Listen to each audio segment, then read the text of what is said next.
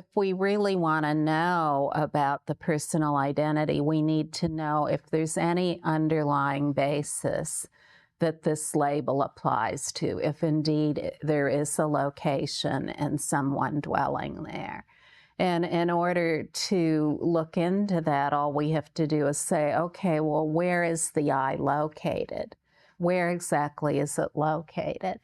And we can say, well, is it located in, we can look at all the organs of the body. Is it located in the skin? No. Is it located in the brain? Well, no, not even any scientist has been able to show conclusively the location of someone existing in the brain. Is it located in any of the other body parts? Well, no, we can't really find it there either. And then we can look into the cellular level of the body and the subatomic particle level of the body, and we can say, well, you know, is there someone located there? And we really can't find anyone located anywhere there either. And then we can take all those particles and throw them in a linear particle accelerator. And what do we find all those particles are made? Well, they're made of space. And we know we're aware, so if we examine that awareness, we see too that awareness is made of space, so that these two are inseparable, awareness and space. So everything, no matter what it is comprised of this aware space, which is equal to the heart, which is equal to love, which is equal to wisdom, the timeless wisdom that is the natural order of everything. And when we look into ourselves in this way, it leads to the joy of certainty. It leads to the joy of certainty that there's never been anyone here that is separate from awareness. Do you see what I'm saying? There's never been anyone anywhere who's separate from awareness. There isn't someone that we can find to be located anywhere. So that debunks the whole idea that there's someone who was born, lives a life, and dies. There's just this spontaneous expression of awareness right here in a totally natural way, like an infant.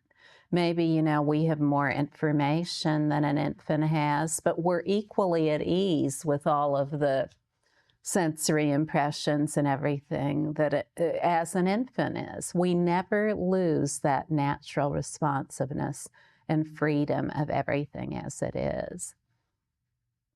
And when we consider that we only are this aware space, we can look into it further in terms of other labels like the senses and our eyesight, for example. We learn when we go to school in our biology classes and our physiology classes that we see with the eyes. That's just what we learn, and we accept it because an authority tells us that we see with the eyes. But if we look into the eye, we can follow the same line of reasoning that we did with the personal identity. We can look at each part of the eye and try to determine whether seeing is located in the different parts of the eye, in the sphere of the eye, or in the retina, or any of the blood vessels or corpuscles, or the optic nerve, and we can't find that seeing's located anywhere. And if we're still skeptical, then we can ask, well, what is it that sees in dreams when our eyes are shut? If we're so convinced that it's the eyes that see, then what is it that sees in dreams when our eyes are closed? So in this way, we can come to a conclusive understanding within ourselves that it's awareness that is the forerunner of everything. It's this aware, pure space that is the forerunner of everything. And as aware, pure space is the forerunner of everything, and no matter what appears is comprised of it, no matter what the label is, it is aware pure space and nothing else. The label does not refer to anything underlying it that has a substantial basis in and of itself. No matter what the label refers to, what's really there? Aware pure space and nothing else. There isn't anything else there. that is substantial or can be said to have an individual identity. Now, when we understand this, it's much easier to rest as awareness. It's much, much easier to rest as awareness and realize that within the all-encompassing pure view of aware pure space, all the points of view that arise are that aware pure space and nothing else.